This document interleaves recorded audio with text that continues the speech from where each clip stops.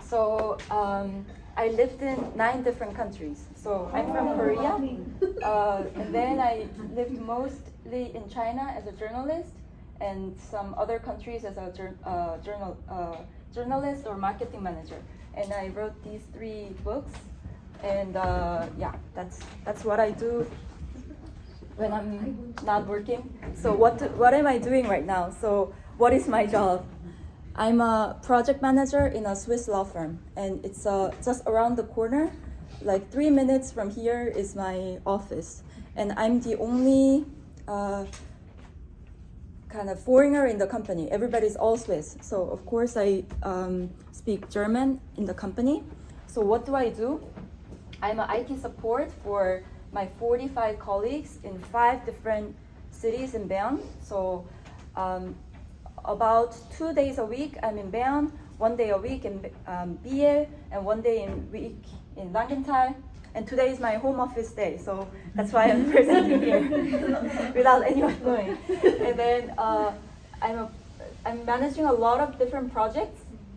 Now, while you guys were talking, I was doing the translation because we have a French-speaking colleague coming, so I had to translate the work. So yeah, these are all my colleagues. As you see, they're all Swiss, and this is our Christmas party. And how did I end up here? I will tell you about it. So before like 6 years ago, I did a cycling trip from Shanghai to London on a bicycle. And then as I did the travel, I thought I want to live in Europe, just in general, just Europe. And so I tried to look for where I could start working. And for Koreans, Germany was easiest to get the visa, to get a working holiday visa. So I went to Germany. I started my master's there. I lived there 1 year, and then I did an internship as a marketing manager. And then I moved to Russia and did a double degree there. And then it was 3 years ago, the war broke out, and the professor told us to leave the country because the border might be closed. And so I decided to leave Russia, and still my 40-kilogram bag is in Russia. That's why, yeah. And then my boyfriend, he was living in Bern, and then he said, because of the war, let's not go back. I mean, he said, I was thinking to go to Germany or Korea, but he told me, let's go to Bern, to my place. And so we went to Bern. I liked the city, and then he had a small startup back then, and then we went to a conference, and then we met the Swiss president. and then he was so like, he's a president, and he had time to talk to me, and then I was so amazed and touched by Swiss people. Like, they're so down to earth.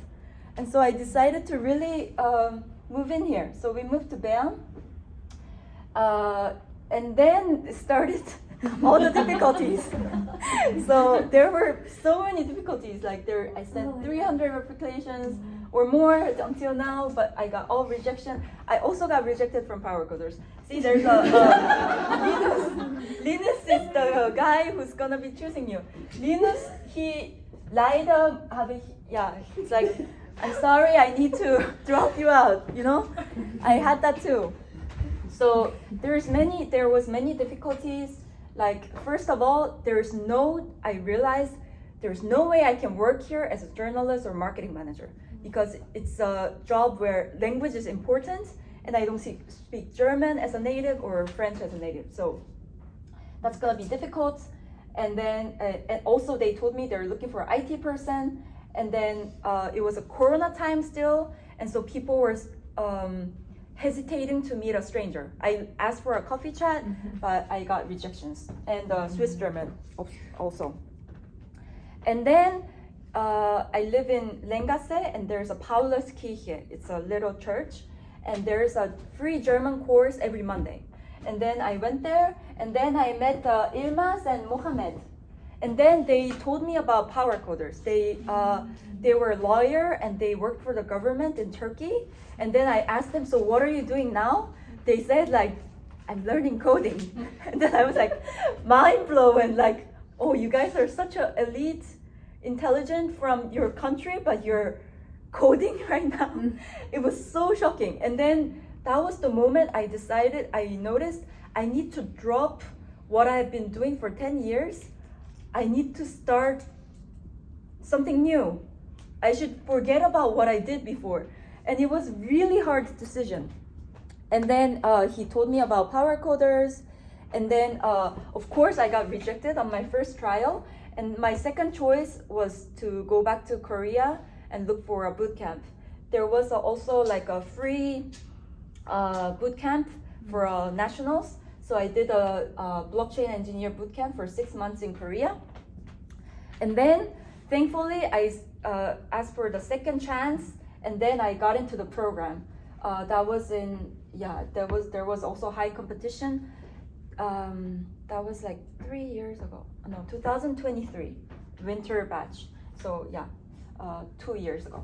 So I got into the batch. I was, all except for me were refugee. I was the only immigrant. So as an immigrant, you can get accepted, but you need to be extremely like competent. Like you need to know what you're doing. And then I went to the career day, and I had a chance to speak to 7 companies in total. And actually, BIT is the Swiss government for technology. And so I was talking to them. And then Iterative is a small company here. And then I got accepted by both. Okay, this is a really backstory, but Power Coders matched BIT with another candidate, and they sent me to a small company. So I also worked in a startup like Yuba. And then so thankfully I graduated with an internship. And then I started the internship. It was a really kind of, I've never seen this kind of setting, but I had 2 bosses, like Power Coders CEO Bettina and Mike, who was the project manager of this startup project. And because it was a startup, so I was working 2 days in Iterative, 3 days at Power Coders, so I was intern at the both company. And then this was my schedule. I had to talk to all of these people. And because it's a startup project, there was a lot of uncertainty. And then, my husband is still a student, meaning that at one point we were financially really difficult, and I had to, at this point, I really needed to ask for like a social assistance or something.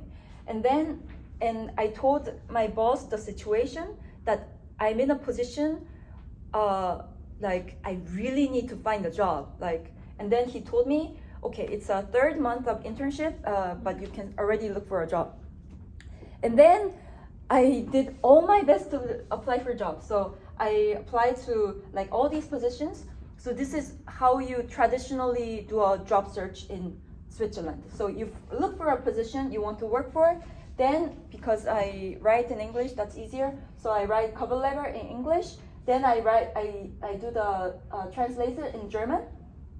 And then if you use the Google Translator, it sounds kind of arrogant, because English tone is like very confident. But if you translate it into German, it's kind of weird. As a Swiss person, it sounds too much like the person is too excited or something. So you always need a Swiss person to take a look at your Motivationsschreiben. So Power Coders team helped me at that time to do that.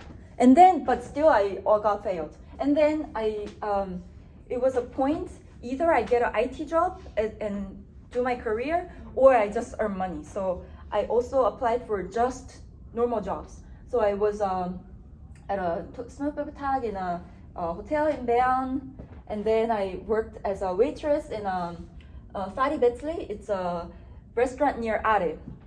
And I was working there, and it was super tough. Yeah, it was. after 4 hours, you cannot laugh. And then I did a Korean English translation. This was a Jungfrau. Yeah, that was nice experience. But something I recommend you not to do is a postman. It's really the worst. It sucks your energy, and you should not do this. Yeah. And then my life changed just one day in uphill conference. That was last year April, and it was just one conference, and I was like, I was very determined. I need to get something here. And then we were power coders as a group. We were five people there, but I didn't talk to them. I just talked to new people, and I did like networking with all these people. And then I got 7 interviews from that conference, and I got 3 offers, and I chose Bracha and Patna. That's where I'm working right now. And so, yeah, the day of this is kind of graduation day of power coders, and that day I got a job and I signed my job. So I was very lucky.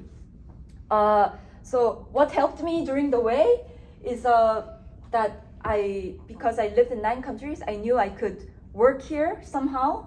Even though it's my dream job, I knew I could get something here. I got help from friends and family. I had some free or very kind of cheap German classes. I did some side jobs. I did a babysitting, and to earn money, I did a cooking class at home, like a Korean cooking class, and it actually was quite successful. I stopped it because I don't have a dishwasher now. And then like stories of power coders team really helped me a lot, and our batch after power coders batch, like our kind of my classmates, we did a Zoom call every month to give each other strength. So this all helped me. So what's important in Switzerland is build your vitamin B. I think you heard it a lot of times. And yeah, go to conferences like meetups, and then talk to people there. I will tell you, usually if you go to conferences, you need to pay for the ticket, and it's all about 200 to 300. It's quite expensive. I tell you how to get a free ticket. I worked as a journalist, so I'm allowed to still write articles to Korean newspapers. So I write the email to the conference organizer. I tell them, I'm gonna write you guys an article for this newspaper. Can you get me a free press pass? And then they give me a free pass. And so this is how you contribute to your country and to get a free pass. And since I was 22, I always carried my business card. And so I was working already at 22 during the university. So it's important that you carry something to show yourself. And that's also a good way. And you need to be confident. Like, no matter you think you're not enough to get a job, just be there and tell them that you're looking for an internship, and tell them about you, and then they will listen. So I remember I connected about 20 people on that conference. I got 7 interviews from these people. And how did I do that? After you come back from the conference, you need to search them on LinkedIn and connect with them. So either I take a picture of their name card, and then I write it down. So either way works. And then the best way is to get their email, either through LinkedIn or a business card. And then I sent them an email with my CV, and then I tell them like what I can do. This is a short kind of description about me, and like I want to work for the company. And after this email, I got the interview with this company. And then after this email, I also got an interview with the Exoscale, and also an offer.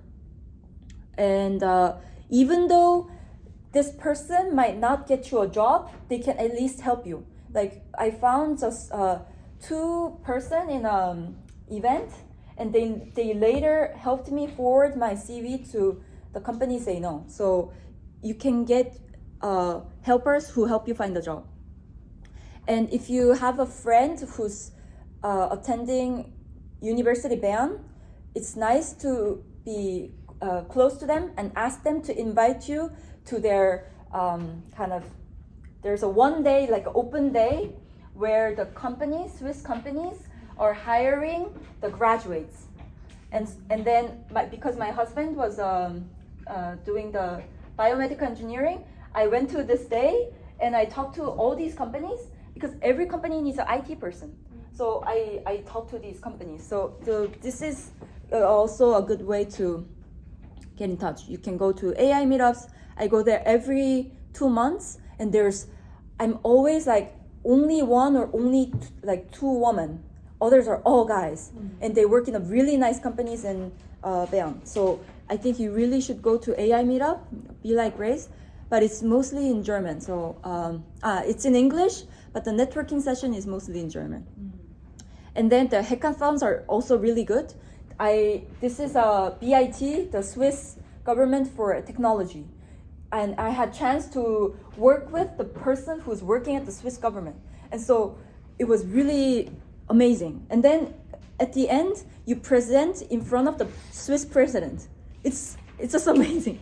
And I think I was the only one who was like outside of the government.